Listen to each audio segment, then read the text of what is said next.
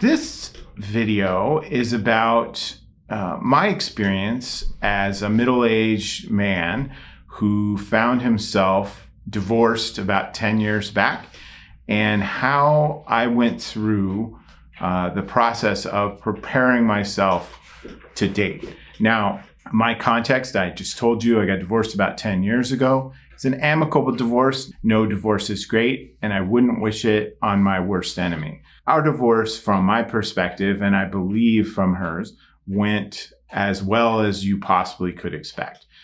Very fortunate. I realize that there are many people that don't have that sort of experience, and my heart goes out to you for that.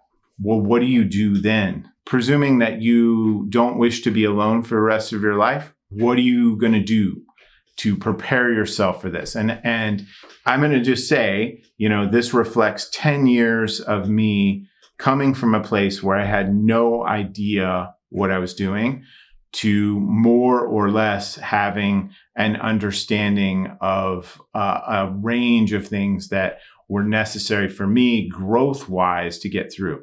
As I said, this is my experience in my context. It may not reflect yours, but hopefully it's helpful to some of you that are sort of in the same middle-aged spot. I'm a heterosexual male, so that's my perspective. If you have other perspectives, those are equally valuable in this situation. Maybe there's some useful information or experiences that you can relate to. The first thing to consider in this is I didn't know who I was. I had spent a long period of my life engaged in being a business owner. I was married. I'm a father. I had commitments in the local community. These things all kind of were a tactical series of living day by day. What's coming up today? Long-term goals, I didn't know what those were. I never really had a lot of time to do anything much than to be one of those roles. Also, I should mention my parents' health was declining throughout this period of time, which required, kind of crisis level interventions at various points. And so I just didn't know who I was. And so thinking about who am I? What do I want? Where am I going? What sort of interest do I have? All these things was not something that I had any idea about. Allowing yourself to consider what those things are, I think, is really important. And that takes some time. Trust me, I just made a decision 2 weeks ago about something that I have been doing professionally for the last 10 years, about large-scale, important professional commitments that if you'd asked me a month ago, I wouldn't have been in a place to be able to answer those. So the process continues of learning who I am, but coming from, I'm divorced day one, where am I? Who am I? I really didn't know. And so learning how to do that was really important and figuring that out. How did I do that? Counseling, developing a circle of friends that I trusted, that I could speak to about these things. Allowing yourself to be vulnerable to those people, I think, is really important. The next thing is, what are you interested in? Again, thinking back to this tactical life that I was living, I would go to an occasional football game, but lots of things were involved with sports activities with my kids, commitments in the community. Vacations were rare due to the nature of our respective works. When you're just living day by day, it's really hard to be like, I'm more interested in learning how to pursue a particular sport in a more in-depth way, to become sort of an amateur sort of person. Music, same thing. Art, same thing. I didn't have time to do it, frankly. And that's, generally speaking, I think fairly normal in our society. Now, when I'm sitting there as a newly hatched single person, so to speak, it's like, what am I interested in? What am I going to do about it? This played an important secondary role in that, because when I got divorced, there's a lot of things swirling around there. I had just left a long-term 24-year marriage with some years before that, And you can feel a lot of stuff as a result of that. I was fortunate, as mentioned, to have a very amicable divorce, but still, I felt afraid. What if I fail at this? I felt exhilarated. Now I can be something different. I felt like a failure because this had ended and I had played a role in that. That kind of stuff, it's all swirling around and it's a powerful brew of things.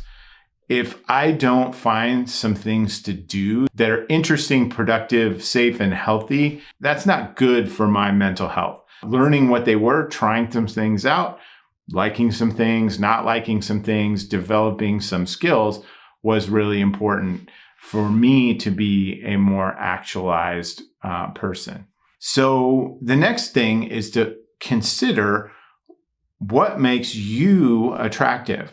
I certainly had to do this. The components of those I've roughly thought of as personality, intellect, emotions, and physical appearance and physical health. And all four of these things were things that I didn't think about very much for a long time. To start off with, body image is something that if you are speaking to a range of people, they will talk about this, particularly from the perspective of women. This is a major challenge for a lot of people. It's also a challenge for men. In my experience, we don't talk about that as much. Did I have body image problems? Absolutely.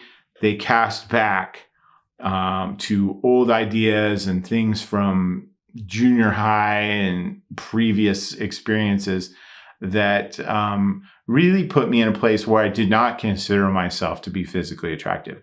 Furthermore, I wasn't taking care of my health, physically speaking. I was no longer working out, which was something I had done in my 20s and 30s. I was eating terrible.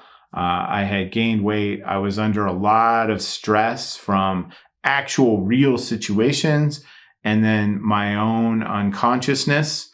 And that stress manifested itself physically in the fact that I had like really high blood pressure. And so that was one of my awakenings is like, I need to take better care of myself. This is important stuff. Emotionally, I would say that counseling was very helpful in that and speaking to that circle of friends.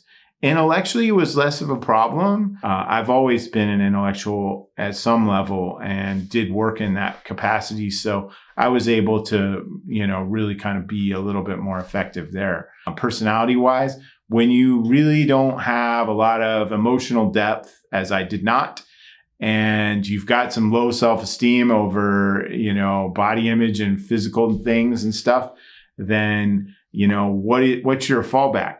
My personality is to be quippy and funny. So I pretty much got that going on. But I needed to develop some in that area too, to let people in more, which again, long-term developmental process. The next thing I would say is that was important for me is to get over my previous relationship. That I needed to be in a place where if somebody asked about that, I could say, yes, I had a long-term marriage. Unfortunately, we reached different places in our lives and decided to get a divorce. That's over now, and I wish them the absolute best. I needed to be able to get to a place where I could say that, I could internalize that, and where I actually believed it. That the rest of that emotional baggage that had kind of crashed into my life when I got divorced, creating a whole tumult of emotions and all sorts of stuff, that I was done with that. When I could no longer say, well, yeah, but if she, and this really goes for any relationship, including the ones I've had since I got divorced, is to be able to get over them and really have respect for the other person and wish them the best. Are you over it? That can take a while, right? Being over that, I think, is a prerequisite, at least for me, to being able to try to start dating other people. The next thing to consider is, what are you looking for in a relationship? Because if all it is to pursue a physical relationship with somebody and that's it, you can find that. And there's absolutely nothing wrong with that. A lot of people do.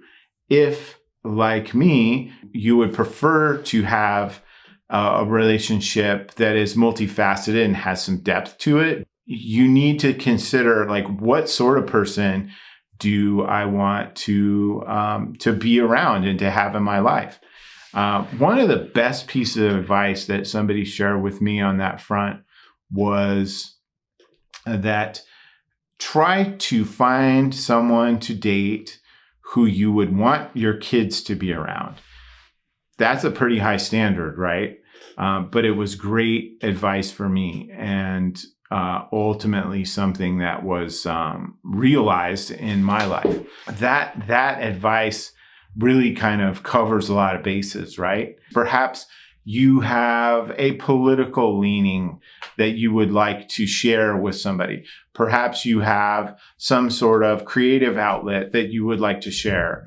Perhaps you like to talk about various things, and maybe you want to travel a lot and you have some goals in that regard. Maybe you have professional goals that you would like the other person to understand and be able to have their own career or whatever it happens to be. You would need to think about those things because, if you start to date somebody purely because they're physically attractive to you, and then you find out they have all these other things that you just don't agree with, that's probably not going to work the best. Now, opposites attract, all those things. I would say that as a social scientist, here we go, put that hat on, we tend to like people who like the things that we like. And the principle is called homophily, and it just means just that. Generally speaking, we tend to like people who like the things that we like and are kind of like us in some ways. Everybody's a little different, but some sense of that. I would also say this, and I fell into this trap. This is a different point. I'm looking for the one person that's out there for me.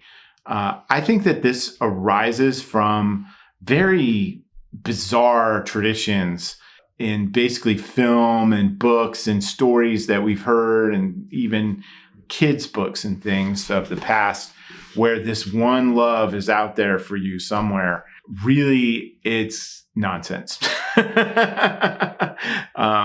If you find somebody that you're compatible with and they meet these general kind of things that you're looking for, and likewise, the other person finds you to be acceptable in those sorts of ways or attractive and fun to be with, then it's probably going to work out. And this idea of being overwhelmed or swept away or those kinds of things, and I've been there, man, I totally get it. Really watch out for yourself there. It's a dangerous spot for me, and one that I kind of fell into a few times, much to my chagrin. Not that perhaps there are people out there that is a real thing, but for me, I would say that it certainly wasn't for me. That kind of sums up that part of it. The final thing I want to talk about is being able to put yourself in a place through this sort of, hey, I've thought about what it is that makes me an attractive person. I've worked on some of those elements. I've considered what my interests are. I have some. I've been doing stuff. Getting over my previous relationship to get myself in a place where I'm my own person now. I have my own validation, and I can be happy by myself, pursuing those interests, doing my work, so forth and so on. I've considered what am I looking for in a relationship? Then you're probably ready. But the next thing you got to think about is it's a tough neighborhood out there. Can you not take rejection personally? Super important, because if you're going to be dating out there, especially online dating, You might be talking to somebody for a little bit and then they disappear and they ghost you and they don't respond anymore. You might go out on a couple dates and then the person is just like, you know what? Thanks, but I'm looking for something else. Other times they won't say that and they just won't answer your texts or calls. These kinds of things are not personal. So being able to step back and be like, hey, that's cool. Or to be like, wow, I thought we had a connection or something to think this, but I guess we didn't.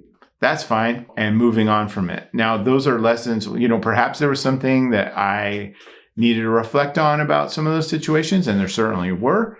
But then other times, maybe it's just not what, they don't know how to tell you that, hey, you're a nice guy and everything, but, I'm just not into you that way. That's fine. You have to be able to get to a place where you're fine with that all the time. Because if you're not, you're just looking to walk out there and be like, here, punch me right here, because it happens and it's going to happen in all likelihood. Perhaps you're going to be really fortunate and won't. And you'll go out on a date with somebody and it'll be like, hey, this is perfect. We're a perfect fit. That would be very fortunate. And I wish you all the best in that. But in all likelihood, you're going to be trying and trying and trying again for a while, preparing yourself to not take that stuff personally and to be able to just be respectful. And you may be, if you have done all these things, to be that person who has to say, you know what? I really respect you. I think you're a really cool person. However, this just doesn't seem like the direction that I want to go. I've had to do that too. That's painful to do, but being honest and respectful is really important. And I hope that I have been a person who has done that to the best of my ability. I believe I have. There are circumstances where perhaps others might not agree. I think that key bit of advice, like be honest about who you are, what you want, and what you want to do or not do, I think is really important. So if you can do those sorts of things and get to a place where you can not take rejection personally is important to be able to do. This is just the first part of this, by the way. The next video that I make on this subject will be about how to actually do online dating and in-person, real-world, scary dating. Again, from my perspective, with my stumbling, bumbling, figuring it out approach that I've taken over the last 10 years. Hope you all are having a great day. Enjoy your weekend, and we'll look forward to visiting with you again on the next one. Thanks.